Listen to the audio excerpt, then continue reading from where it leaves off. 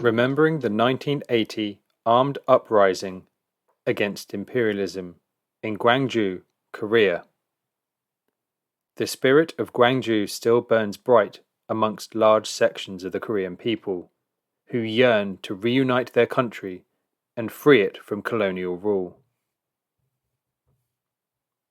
This article is reproduced from Platform News, with thanks. The Gwangju People's Uprising was a popular uprising of the people of Gwangju, Jeollanam-do, South Korea, in May 1980, to oppose the fascistic dictatorship and to achieve democratic freedoms and rights. This armed uprising founded a people's commune that lasted for 10 days, from 18th to the 27th of May 1980.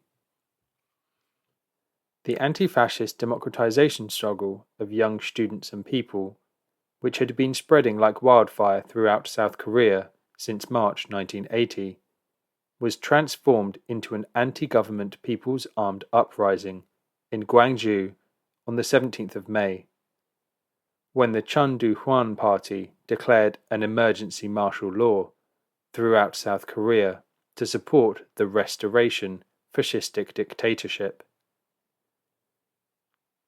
The People's Uprising began on the 18th of May, with a protest by students at Cheonnam National University.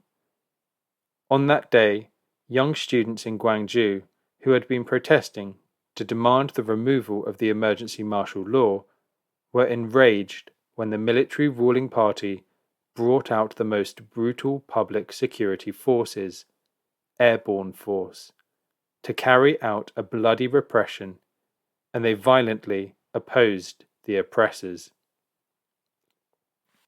The resistance movement of young students swept across Gwangju in a few hours, widening to include all the people in the city, as well as the workers and peasants in surrounding areas.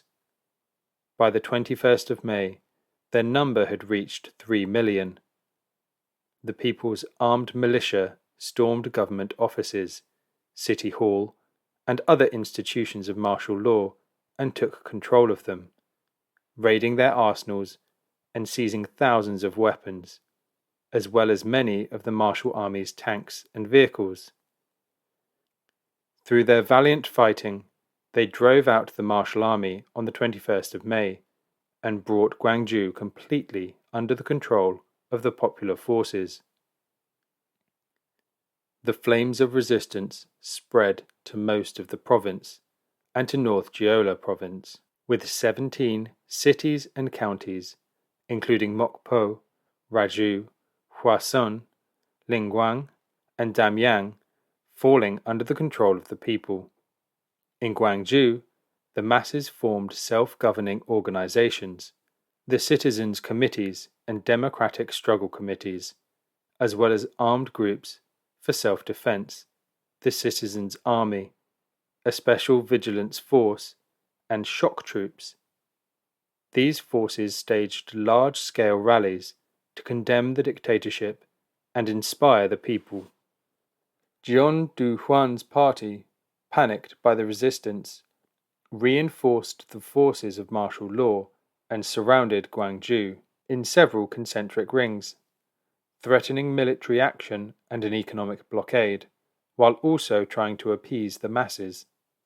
However, as the popular forces continued to resist, Jeon Do-hwan's military fascist party, under the supervision of US imperialism, launched a vast army of tanks, armoured vehicles, helicopters, and tens of thousands of regular troops at dawn on the 27th of May.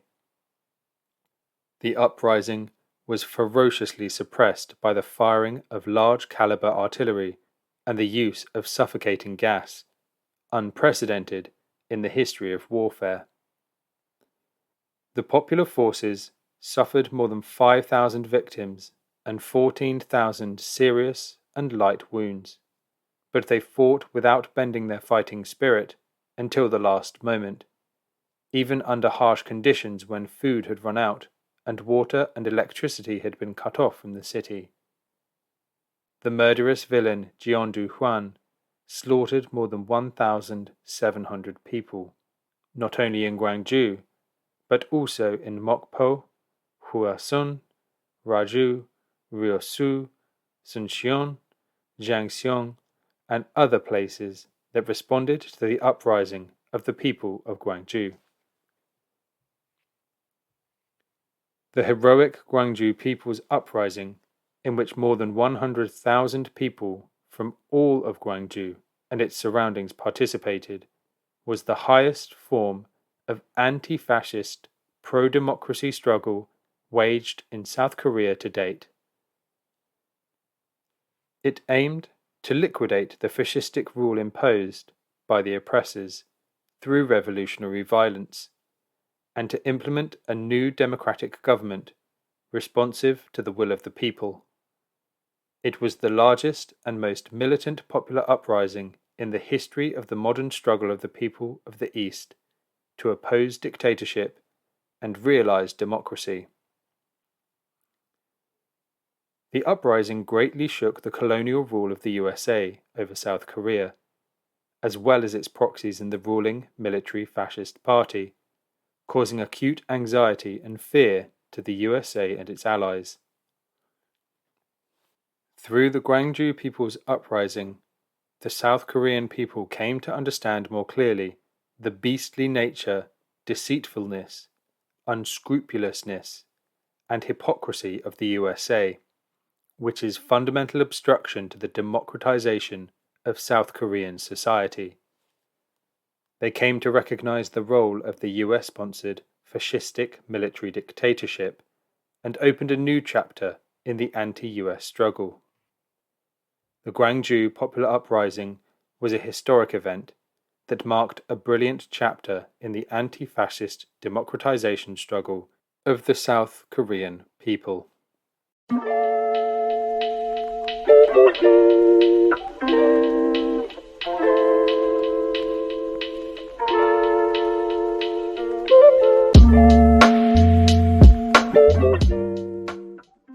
Thanks for listening to Proletarian Radio. We aim to bring you the best Marxist analysis on current affairs, revolutionary history, and theory. Do like, comment, subscribe, and share our content to help us reach the widest possible audience. We are a small organization with limited resources, and we need workers' support if we are to grow and fulfill our mission. If you are able to make a one-off or regular donation, no matter how small, please visit our website at thecommunists.org and register as a supporter.